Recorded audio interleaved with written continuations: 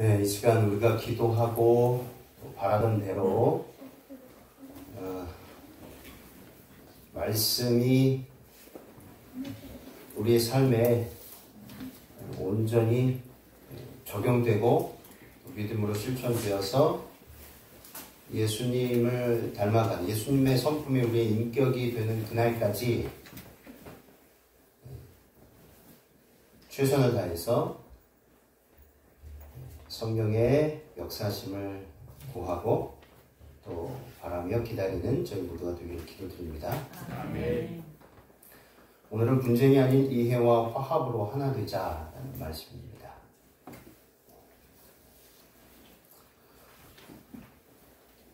먼저 본문의 말씀 보도록 하겠습니다. 고린도전서 1장 11절로 12절 말씀입니다.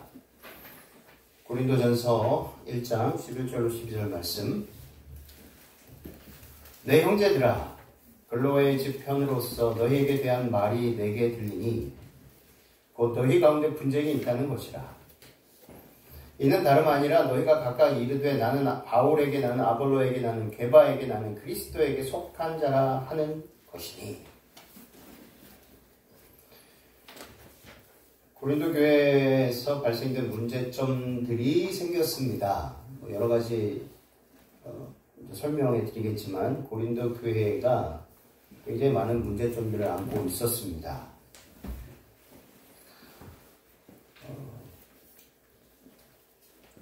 우리 주위에서 이 분쟁이라는 것은 어찌 보면 우리가 하루 세 끼 밥을 먹듯이, 그래서 그 음식을 통해서 우리가 살아갈 수 있듯이 지금 우리 주위 곳곳에는 이 분쟁 없이는 살 수 없는 그런 세상이 아닐까 싶습니다. 크게는 나라와 나라의 분쟁이 있고 또 민족과 민족의 분쟁이 있고 아주 소소한 것들로부터 큰 거에 이르기까지 회사와 회사의 분쟁이 있죠. 기업 간의 분쟁이 있고, 그리고 가족 간의 분쟁이 있습니다. 부부 사이의 분쟁이 있고, 부모와 자녀 간의 분쟁이 있습니다. 분쟁이 없는 세상은 없습니다. 그래서 분쟁 없고 싸움이 없고 전쟁이 없는 그런 곳 파라다이스, 이상주의자들이 늘 꿈꿔왔던 파라다이스. 사실 이 세상의 그 파라다이스를 향하여 또 파랑새를 찾기 위해서, 행복을 찾기 위해서 정말 많은 철학자들이 생애를 바치면서 연구하고 그렇게 살아왔지만 그 누구도 파라다이스와 파랑새를 찾은 사람은 없습니다. 근데 참 다행인 것은 그런 이 죄악 세상, 이런 죄악 세상 속에서도 파라다이스가 있다는 사실입니다. 이상주의자들의 말로만 그저 추상적인 언어로만 생각했던 이 파라다이스가 예수 그리스도 안에는 가능하다는 사실입니다. 오늘은 이 밖이 아니고요, 교회 밖이 아니라 교회 안에 우리가 신앙생활을 하면서 정말 많이 경험하는 분쟁에 대하여 살펴볼 것입니다. 특별히 사도 바울 우리 선배님이 선교 여행을 다니시면서 특별히 이 고린도 교회에서 발생된 이 문제점들을 어떻게 하나님의 지혜로 잘 대처했는지 살펴보겠습니다.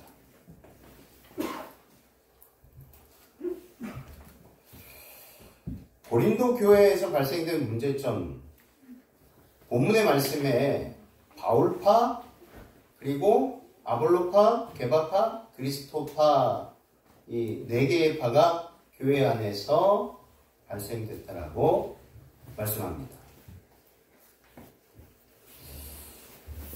이 사람들은 바울이 고린도 교회를 세웠으니까 개척 멤버들이었을 것입니다.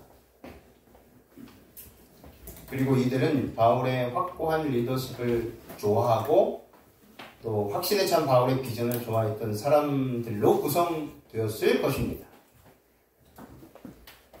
지금도 흔히들 이야기하잖아요. 문파, 네. 또 무슨 파 이렇게 하잖아요. 내가 좋아하고 또 평소에 내가 가지고 있는 가치관과 거의 같은 가치관을 가지고 정치, 경제, 문화, 사회 다방면에서 그것을 함께 공유할 수 있는 사람에게 지지를 해줍니다. 근데 지지하는 것까지는 좋은데 그 다른 파가 있죠. 그 다른 파와 화합하고 또 이해하고 수용하고 하면 좋지만 그것이 되지 않는다는 것입니다. 뭐 우리나라뿐만이 아니라 전 세계가 그거는 뭐 불변의 법칙처럼 거의 대동소이하다는 것입니다.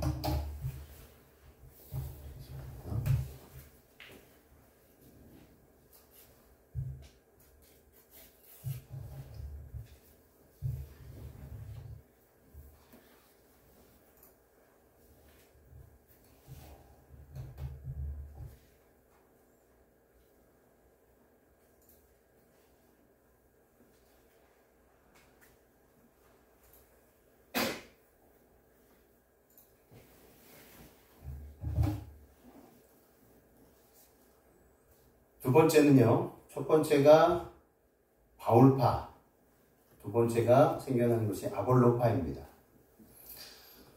아볼로는 바울이 그 고린도 교회를 떠난 다음에 두 번째 사역자로 고린도 교회를 맡은 사람이었습니다. 우리가 사도행전을 읽어보면 아볼로가 성경에 아주 능한 사람이었다는 것을 잘 알 수 있습니다. 그는 아주 탁월한 성경 교사였고 또한 말에 능통한 사람이었습니다. 그러다 보니 이들은 아볼로가 가르치는 성경 공부에 매료된 사람들로 구성되어진 그런 사람들이었습니다. 세 번째는 게바파입니다. 게바란 베드로의 유대식 이름입니다. 그래서 고린도 교회 성도들 중에는 유대인으로서 예수님의 제자, 수제자 게바를 좋아했던 사람들이 있었다는 것입니다. 바울이나 아볼로는 예수님의 직계 제자가 아니었습니다. 그리고 무엇보다도 예수님을 따르기 전에 제자들과 굉장히 큰 갈등을 빚었던 사람이 바울이었습니다. 바울이 되기 전에 이제 사울이었었죠. 사울이라는 이름을 가지고 있었을 때는 제자들하고의 큰 갈등이 있었고 적대 관계였습니다. 그들은 바울파니 아볼로파니라고 하면서 전임 사역자, 현재 사역자를 중심으로 나누어지는 것을 보면서 차라리 나는 게바파, 게바를 따르는 것이 옳다고 생각했던 사람들입니다. 그러다 보니 또 하나의 당파가 형성된 것이죠. 네 번째는 그리스도파입니다. 아마 고린도 교회 성도들 중에는 우리는 어떤 사람을 따르는 것이 아니라 오직 예수 그리스도만 따르겠다. 우리는 어떤 사람에게 속하지 않고 오직 그리스도에게 속한 자들이다 라고 주장하는 사람들이 있었습니다. 근데 이들의 주장은 너무 극단으로 치우친 신앙적이고 옳은 것이었지만 이들 역시 자신들의 주장을 내세웠고 교회의 하나됨을 추구하지는 않았다는 것입니다. 그래서 이렇게 고린도 교회에 4개의 분파가 형성되었습니다. 이렇게 당파가 결성이 되었는데요. 누구를 좋아하고 따르는 것, 누구도 간섭할 수 없는 개인의 무엇입니까? 자유입니다. 그러나 문제는 고린도 교회의 교인들이 자신들의 주장을 내세우면서 다른 사람들과 분쟁을 했다라는 사실입니다. 분쟁을 했다라는 것은 다투었다는 것입니다. 원어에서도 다툼이다라고 정확히 나오는데요. 다투었다는 것입니다. 다시 말해 예수님의 정신과 예수님의 희생으로 피의 값으로 산 교회가 예수님은 온데간데 안 계시고 인간의 지혜와 철학과 사상과 형식으로 예배의 형식만 남았지 그 안에 예배 안에 있는 진정한 용서, 긍휼, 은혜 이런 것들이 사라져 있었던 상태였다는 것입니다. 그렇다면 그들이 추종했던 영적 지도자들이 이런 파벌, 당파를 부추겼을까? 바울이나 아볼로, 게바, 예수 그리스도가 서로 등을 돌리고 내 것이 옳다라고 주장만 하고 싸웠을까? 절대 그렇지 않다는 것입니다. 그러니까 영적 지도자들과 상관없이 아시는 것처럼 바울도 그랬고 아볼로도 그랬고 베드로도 그랬고 예수님도 마찬가지고 그 누구도 내가 옳다, 나만 옳다, 다른 사람 이야기 들으면 안 된다 라고 하지 않았다는 것입니다. 그러니까 이분들의 문제가 아니라 고린도 교회 성도들 자신들이 누구를 더 좋아했느냐, 누구에게 속했느냐. 그래서 자신들이 믿고 싶고 주장하는 바와 같은가 다른가를 가지고 서로 비방하고 다투었다는 것입니다. 그래서 그들은 철저하게 자기 중심적으로 내 생각과 같은 그 지도자를 더 좋아한다. 나에게 영향을 준 그 사람을 나는 더 따르겠다. 그렇게 말하기 시작했다는 것입니다. 말하자면 그들은 당시 고린도 지역의 세속적인 가치관, 다시 말해 교회 밖에 고린도 그 도시를 중심으로 하여서 그 사회가 추종하는 그 가치관을 그대로 교회로 가지고 들어와서는 철학자를 따르듯이 교회 안에 당파를 만들고 서로 분쟁하면서 교회를 흔들어 놓았다라는 것입니다. 분쟁의 원인은 교회 안에 형성된 파벌싸움, 당파싸움이었습니다. 파벌싸움이 일어났던 원인은 무엇이었을까? 우리는 먼저 고린도 교회 시대의 역사적 배경을 살펴보지 않을 수 없습니다. 그래야 어느 정도 이해가 가기 때문입니다. 고린도 교회의 역사적 배경은요, 사도 바울이 개척한 교회입니다. 사도 바울의 제2차 선교지였고요. 그때 당시 AD 50에서 52년 경이었습니다. 내부적으로 여러 가지 문제를 안고 있었던 교회였고요. 1년 6개월 동안 복음을 전파한 장소였습니다. 근데 이 지역은요, 여러 인종과 민족의 집합 장소였습니다. 다민족 국가의 사람들이 모여 살았던 곳이었고요. 계급적으로도 여러 계층이 있었는데 특별히 약 20만의 자유민에 대해 40만 이상의 노예가 고린도의 인구를 구성하고 있었다는 것입니다. 네. 목포 인구가 20만이었습니다. 지금도 계속 줄어들고 있는데 제가 있을 때 21만 정도 됐었고요. 해마다 조금씩 줄고 있다라고 해요. 그 정도 목포시만한 이제 도시인데 20만 자유민에 대해서 그 2배인 40만의 노예가 함께 공존하고 있었다는 것입니다. 그만큼 먹고 사는 문제에 있어서는 크게 문제가 없던 도시였어요. 상업도시였습니다. 이윤에 대한 사상이 발달하여서 이기적 정신이 왕성하였습니다. 극단적인 이기주의 발달, 노골적인 투쟁, 헛된 변론, 수사 이와 같은 패단이 고린도 그 도시의 사회를 풍미했다는 것입니다. 그 당시. 동시에 그 도시는 고린도라는 도시는 향락의 도시였습니다. 여러분도 잘 학교 다닐 때 배우셨을 거예요.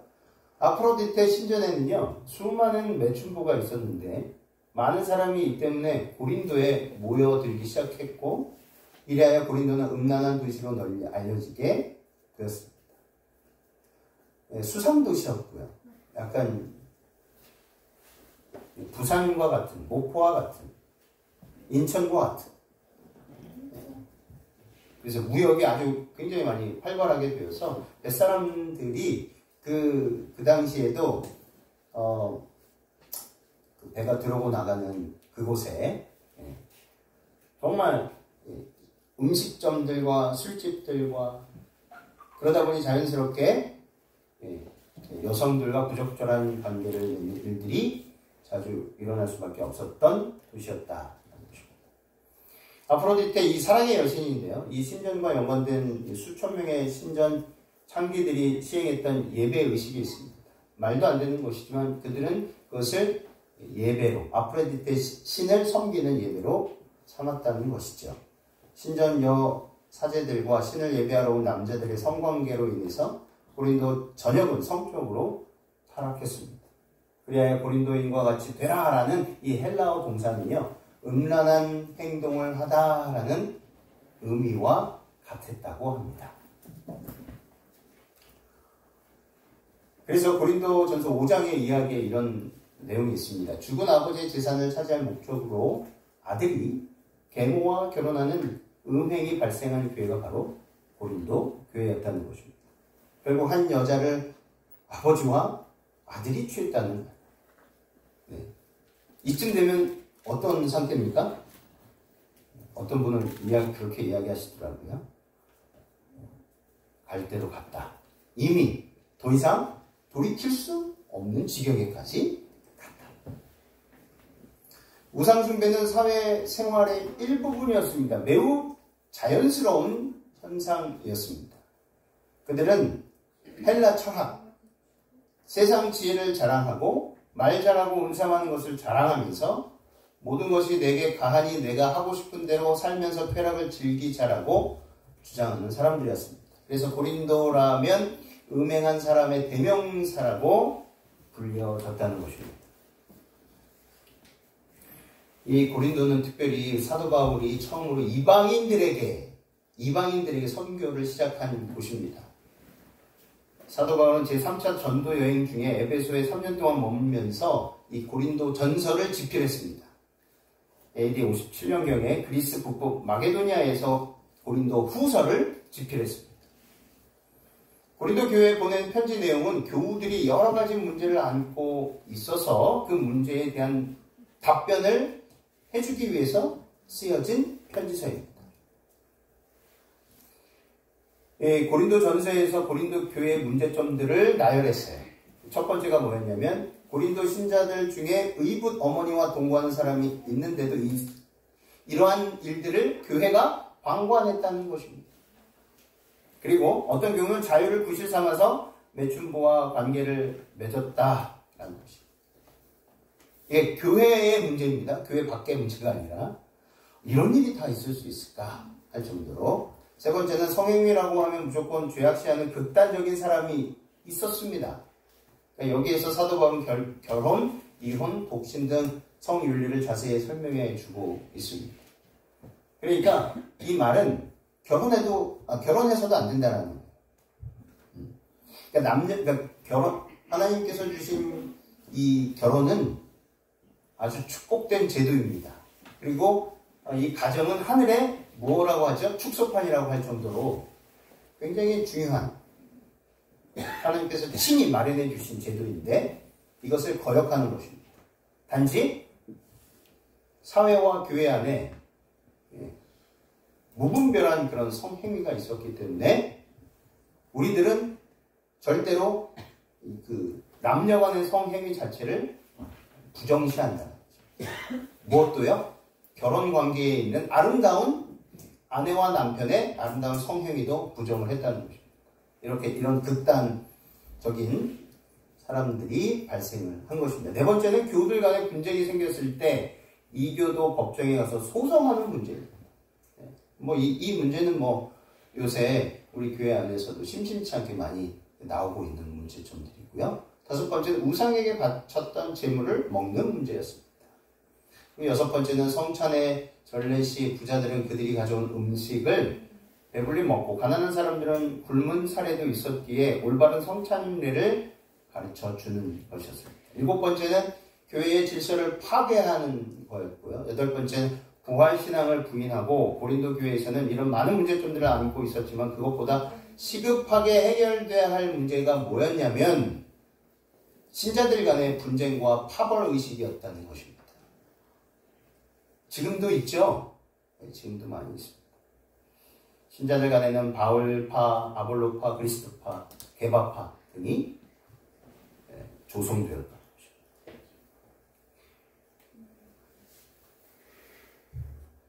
1세기 고린도를 살펴보면 그것은 헬라의 철학, 특히 이 스토아와 에피크로스 학파로 물들어 있었어요.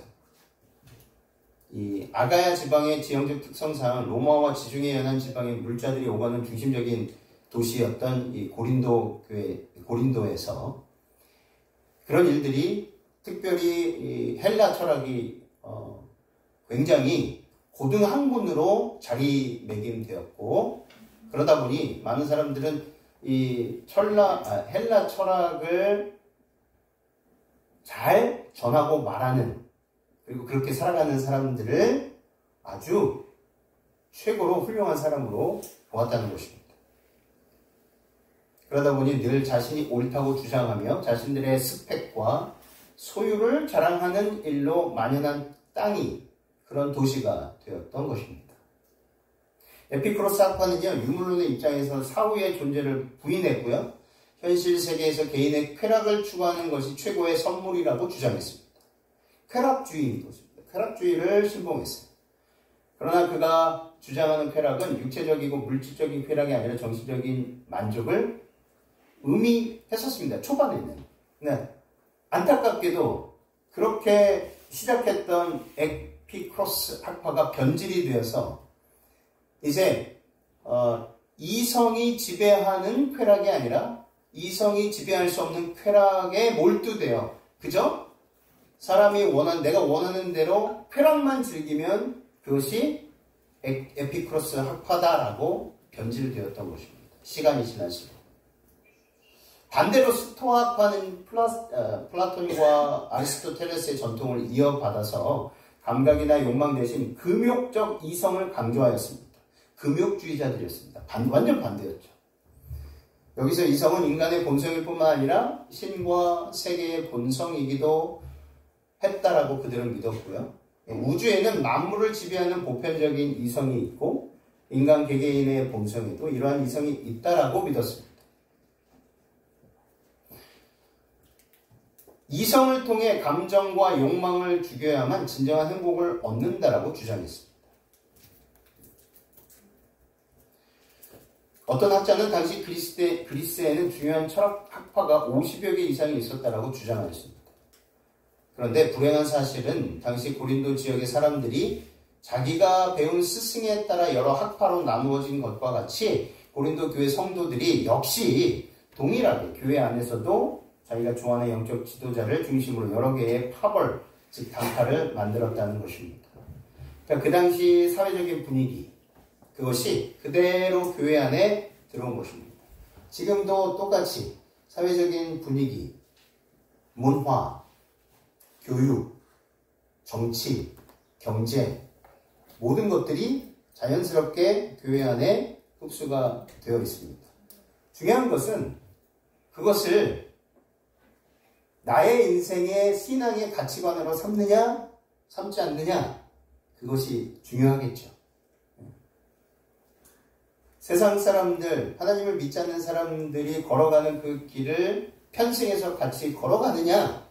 그래서 한쪽 발은 세상에, 한쪽 발은 영생에, 하나님의 축복하심에 이렇게 들여놓고 두 가지의 이익을, 세상에서의 이익, 하나님으로부터의 이익을 얻고자 하는 그런 신앙관이 고린도 교회의 이 당파 싸움으로 인해서 두드러지게 나타났다는 것입니다. 고린도전서 1장 13절에 그리스도께서 어찌 나누었느냐? 바울이 너희를 위한 십자가에 못 박혔으며 바울의 이름으로 너희가 침례를 받았느냐? 사도 바울이요, 이 문제에 대해서 권면하고 교회 안에 당파 싸움이 일어났을 때 어떻게 해결해야 되는가? 이 해결책을 제시하고 있는데 우리는 눈여겨보아야 합니다. 13절에 그리스도께서 나뉘었느냐? 십자가에 못 박혔으며 바울의 이름으로 너희가 침례를 받았느냐? 사도 바울이 고린도 교회 성도들을 향해 던진 첫 번째 질문은 그리스도가 어찌 나누었느냐라는 것이었습니다. 나뉠 수 없는데. 두 번째 질문은 이 문제를 해결하기 위해서 사도 바울은 이렇게 두 번째 다시 되묻습니다. 너희를 위하여 십자가에 못 박혔더냐? 바울이 자신이 십자가에 못 박혔더냐? 이 두 번째 질문을 통해서 자신을 추종하는 사람들에게 내가 너희를 위해 십자가에 못 박힌 것이 아니라 라고 명확하게 밝히고 있습니다. 그렇다면 누가 그들을 위해 십자가에 못 박혔을까? 그들에게 예수 그리스도께서만이 영광 받으셔야 될 분임을 분명하게 피력하고 있는 것입니다. 세 번째 질문은요. 너희가 누구의 이름으로 침례를 받았느냐? 했습니다. 그들이 바울의 이름으로 침례를 받았는가? 아니었습니다. 그들은 성부와 성자와 성령의 이름으로 침례를 받았습니다. 그럼에도 불구하고 그들은 그것을 깨닫지 못하였습니다. 로마서 6장 3절에 무릇 그리스도 예수와 합하여 침례를 받은 우리는 그의 죽으심과 합하여 침례를 받은 줄을 알지 못하느냐? 그러므로 우리가 그의 죽으심과 합하여 침례를 받음으로 그와 함께 장사되었나니. 사도 바울이 고린도 교회 성도들에게 던진 도전적인 세 가지 질문에는 한 가지 답밖에 없습니다. 그 한 가지 답은 바로 예수 그리스도이십니다. 그분이 우리를 위해 죽으셨고 3일 만에 다시 살아나신 그분이 우리의 구원자 되심을 강조하고 있다는 것입니다. 그 어떤 사람도 우리의 구원자가 될 수 없다. 어떤 사람을 우리는 스승으로 삼을 수는 있고 그분으로부터 영향을 받을 수 있다. 그래서 우리는 그런 분들을 귀하게 여기고 존경하지 않습니까? 그럼에도 불구하고 우리가 궁극적으로 따라가야 될 분, 닮아야 될 분, 또 그렇게 살아가야 될 분처럼 살아가야 될 분, 오직 예수님 한 분뿐이시다라는 사실을 사도 바울은 이 당파 싸움을 하는 교인들에게 피력하고 있는 것입니다. 예수님만이 저와 여러분들의 주와 그리스도이기 때문이죠. 침례를 통해 우리는 죄로부터 죽고 주님과 함께 영원한 생명으로 다시 살아나는 것입니다. 누구에 의해서, 누구로 인하여 침례를 받아 그 사람을 나는 따라야 되겠다라는 것이 아닙니다. 그래서 사도 바울은 교회는 그리스도의 몸이라고 피력하고 있습니다. 그렇다면 우리는 어떻게 분쟁의 유혹을 넘어서서 하나됨을 추구할 수 있는가? 교회 안에서 의견이 서로 다른 사람들이 하나가 될 수 있습니까? 성경이 말하는 분쟁을 극복하는 분명한 길, 그것은 바로 교회가 그리스도의 몸이라는 사실을 망각해서는 안 된다는 것입니다. 그리고 우리는 지체인 것입니다. 머리 대신 예수 그리스도를 중심으로 우리는 지체로서 예수 그리스도께서 말씀하신 대로 순종하는 것입니다. 사도행전 1장 10절에 형제들아 내가 우리 주 예수 그리스도 이름으로 너희를 권하노니 다 같은 말을 하고 너희 가운데 분쟁이 없이 같은 마음과 같은 뜻으로 온전히 합하라. 의도적으로 사도 바울이 우리 주 예수 그리스도의 이름을 먼저 이야기했습니다. 하도 분쟁이 일어나니까.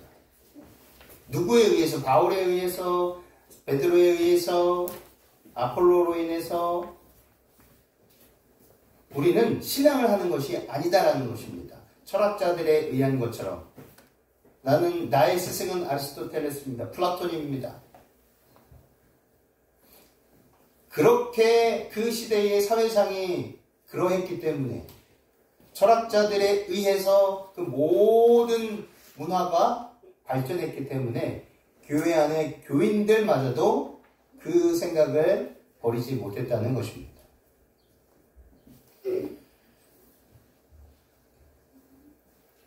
여기에 헬라 철학의 입장에서 보면 예수 그리스도는 미련한 사람이었다. 고린도전서 1장 23절에 나옵니다. 헬라 철학의 입장에서 보면 십자가는 미련한 것이었습니다.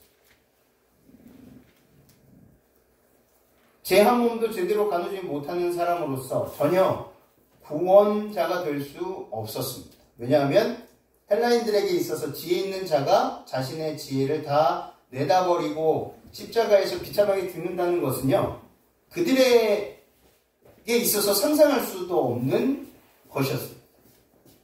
그들의 교육에 의해서, 그들의 철학의 바탕에 의해서 십자가는 부끄러운 장소였습니다. 그러나 바울은 오히려 그 십자가에 못 박힌 예수 그리스도를 전한다라고 말하며 헬라인들에게는 미련한 것처럼 보이지만 오히려 그것이 하나님의 능력임을 말하고 있는 것입니다. 이것은 하나의 역설적입니다. 미련한 것이 아니며 현명한 것이 아니다라는 것을 말하는 것이기 때문이죠. 바울은 매우 효과적인 방법으로 헬라인들의 잘못된 생각을 지적하고 있습니다. 사도 바울은 십자가형이라는 것은 그들에게 있어서, 고린도인들에게 있어서, 헬라 철학을 신봉하는 그들에게 있어서 매우 치욕적이라고 할 수 있다라고 그들의 생각을 대신 이야기해 주었습니다. 십자가형을 받는 자는 극악무도한 죄인이며 반면에 반역에 가담한 자들이었습니다.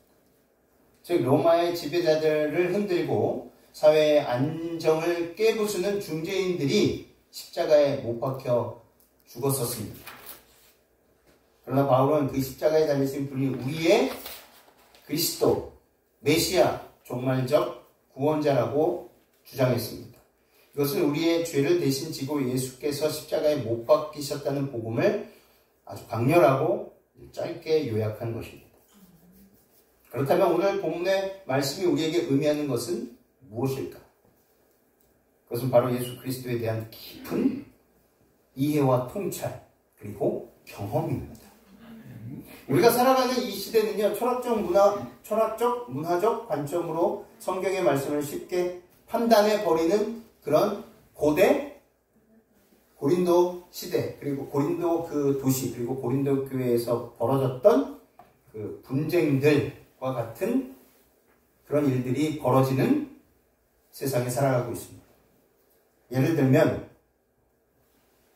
그래서 성경도 이 시대의 사람들이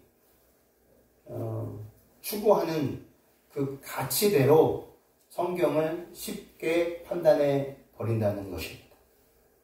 그래서 교회도 더 크고 교인도 더 많고 가시적으로 보이는 것에 집중하고 있다는 것입니다. 제일 중요한 건 무엇입니까? 우리의 마음이 변하는 것입니다. 우리의 성품이 예수님처럼 닮아가는 것입니다. 그것은 온데간데 없어지고 어떻게 하면 더 많은 교인을 수용할 수 있는 더 큰 메가 철치를 만들 수 있을까? 거기에 매몰된 한국 기독교를 보게 됩니다. 그래서 우리 교회도 자꾸 그 생각으로 가려고 하는 조짐이 보일 때마다 참 저 개인적으로는 마음이 아파온 것을 경험하게 됩니다. 한 사람이 회개하고 돌이키고 마음을 돌이키고 주님께서 주시는 그 구원의 기쁨을 얻을 때 하늘의 천천만만의 천사들이 기뻐합니다. 한 명의 죄인이 회개하고 돌이킬 때 그것을 바로 기적이라고 말씀하셨습니다. 그래서 유대인들은 표적을 구하나, 저번 안식일날 말씀을 드렸죠. 예수님은 그 표적을 보여주시는 것이 아니라 한 영혼이, 죽어가는 한 귀한 영혼이 어떻게 다시 잃어버린 영생을 되찾을 수 있는지, 그것을 주님의 놀라운 사역으로 보여주시면서 십자가의 사역만이 온전한 표적이고 기적이다라고 말씀하신 것입니다. 그렇게 성경을 이 시대에도 고린도 시대처럼 쉽게 판단해 버립니다. 철학적, 문화적 관점으로 말입니다. 예를 들면 이런 것입니다. 분당 정치의 현대화입니다. 학교 다닐 때 많이 들어보셨을 거예요. 분당 정치. 이 분당은요, 같은 선생님 밑에서 공부한 친구와 이익을 함께하는 집단을 일컫습니다. 동무입니다. 나랑 생각이 같고 또 목적이 같고 추구하는 것이 같은. 그래서 분당은 학문적, 정치적으로 뜻을 같이 하는 양반들이 모여 구성한 정치 집단이었습니다. 이 분당이 처음 발생한 시점은요, 조선의 제14대 왕이었던 선조 때였습니다. 분당 정치 초기에는 상대 당의 존재와 비판을 인정하는 가운데 합리적인 정책을 내세우고 바른 정치를 하려고 노력하였습니다. 처음에는. 근데 이상하게 처음에는 대부분 좋게 시작하다가 시간이 지나면 지날수록 이렇게 변질되는 것을 보게 됩니다. 시간이 지나면서 분당은 점차 변질되었고 관직의 수는 일정한 데 비해서 관직을 탐하는 자가 더 많아지자 분당 간의 경쟁이 치열해졌고 이에 자기 당의 이익만 추구하고 상대당을 부정하는 등 대립과 경쟁에만 치우쳐서 나란 일을 그르치고 말았던 뼈아픈 조선의 역사를 우리들은 잘 알고 있습니다. 근데 역사는 반복된다고 지금 우리나라의 정치 현장을 보면 똑같은 것 같아요. 복음사역자 394쪽에 이렇게 나와 있습니다. 엘렌 화이트 정치에 관해서 그리스도인들이 취해야 할 태도를 이렇게 말하고 있는 것입니다. 그리스도인들은 불신자들 속에서 일할지라도 세상 사람들처럼 보여서는 안 된다. 그리스도인은 정치 문제를 논하거나 혹은 정치적 활동에 시간을 낭비해서는 안 된다. 그리하면 원수들로 저들 속에 들어와 알력과 불화를 일으키게 할 기회를 제공하게 된다. 목회에서 일하는 자가 정치인의 활동을 하고자 하면 마땅히 그로부터 목사 증명서를 회수해야 할 것이다. 하나님께서 그 일을 위해서 그들에게 그 증명을 주지 않으셨다. 네. 저도 한동안 이 부분에 대해서 좀 부끄러움이 있었던 사람이었습니다. 특별히 원수들로 저들 속에 들어와서 우리에게 들어와서 알력과 불화를 일으키게 할 기회를 제공한다라고 했습니다.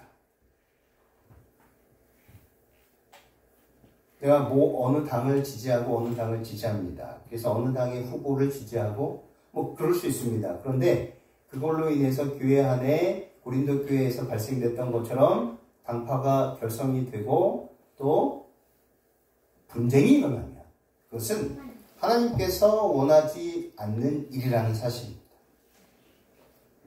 그러니까 미연에 뭐 해야 됩니까? 차단해야 된다는 것입니다. 누군가가 그런 이야기를 하면 옆에서 혼내기보다는 집사님, 제가 이번 주에 이런 경험이 있었어요. 그래서 정말 주님께서 저를 얼마나 사랑하시는지 경험하게 됐습니다. 이렇게 화제를 전환하시기 바랍니다. 이렇게 하지 마시고, 그러면 또 다른 분쟁을 일으켜요. 그래서 삐져가지고 또 일주일 연락을 안 받습니다.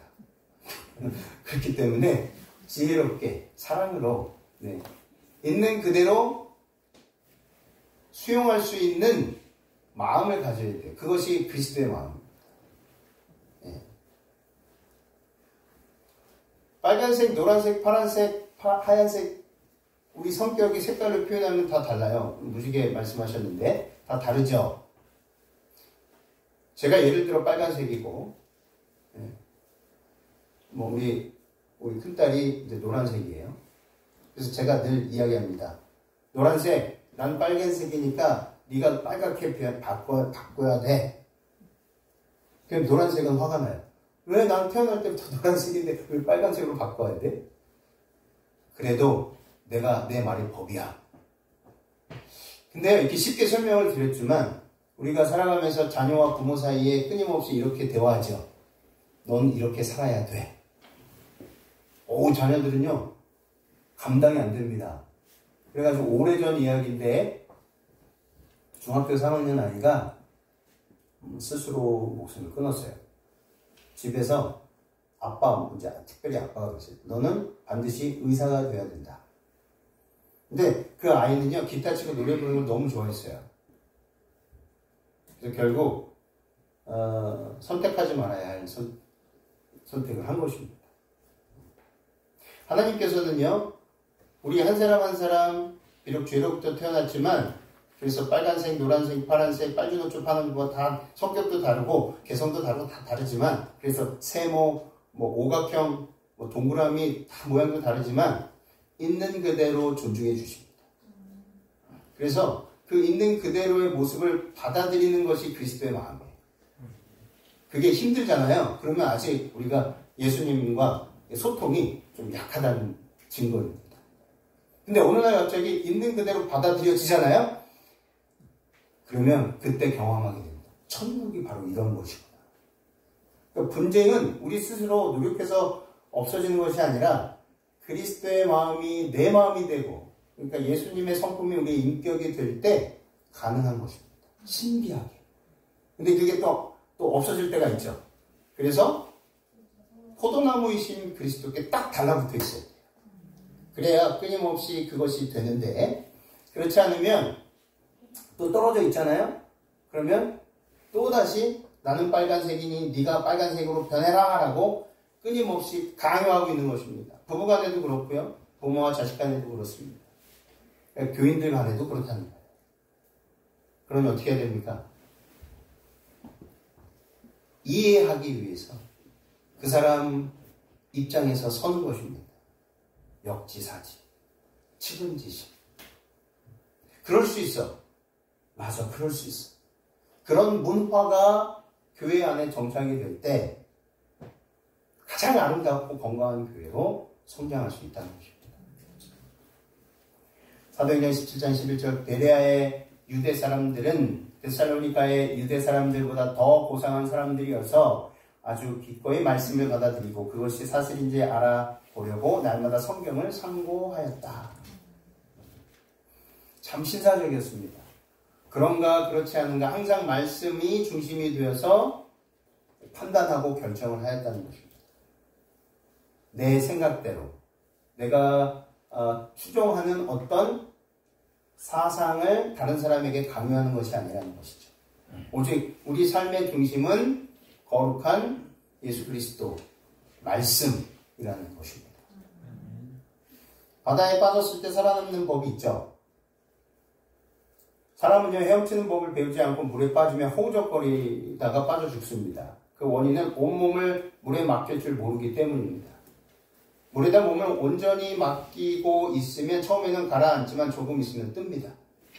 그 다음에 손을 움직이고 발을 움직이는 법을 배우면 헤엄치게 됩니다.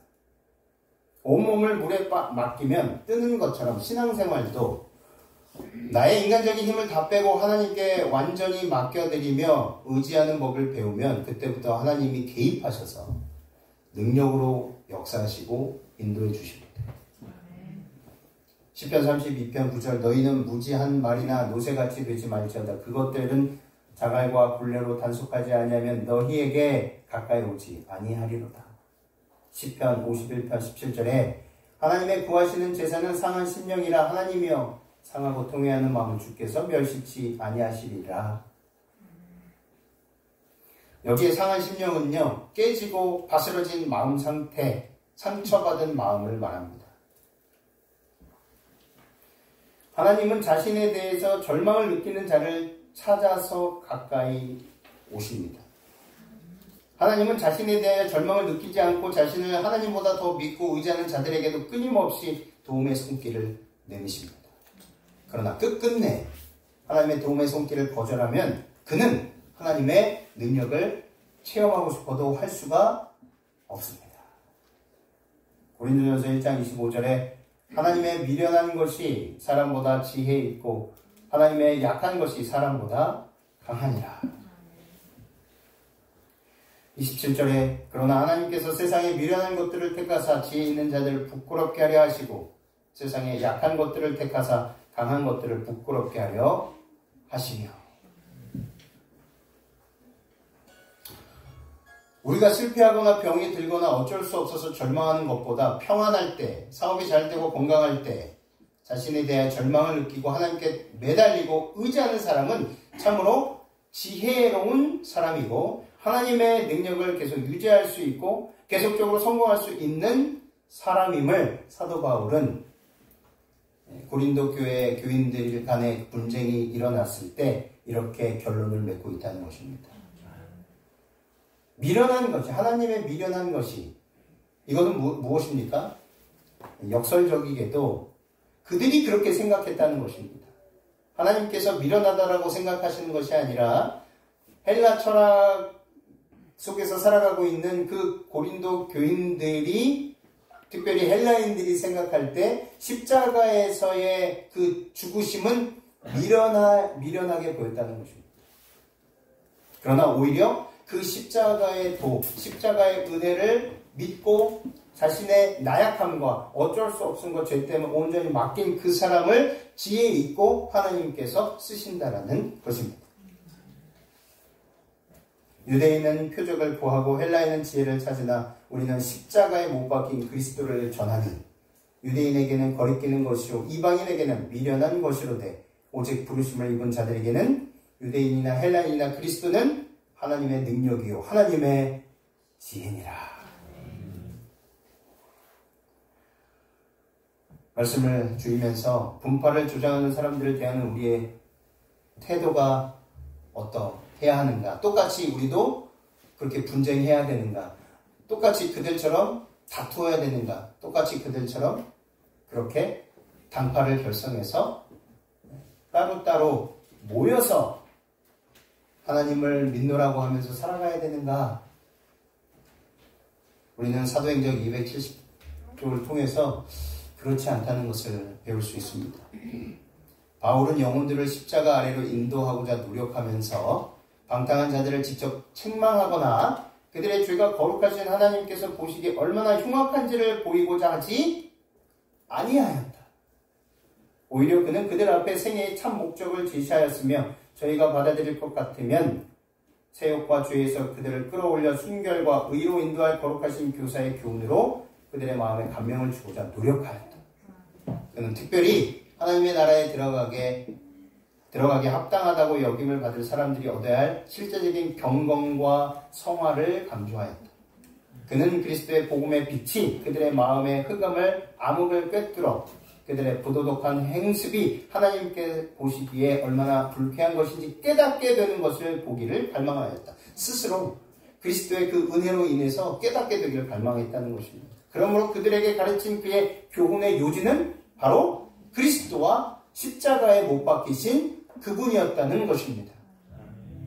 그는 그들의 가장 진지한 연구와 최고의 기쁨은 하나님께 대한 회개와 주 예수 그리스도를 믿는 믿음을 통한 놀라운 구원의 진리여야 함을 그들에게 보여주고자 하였다.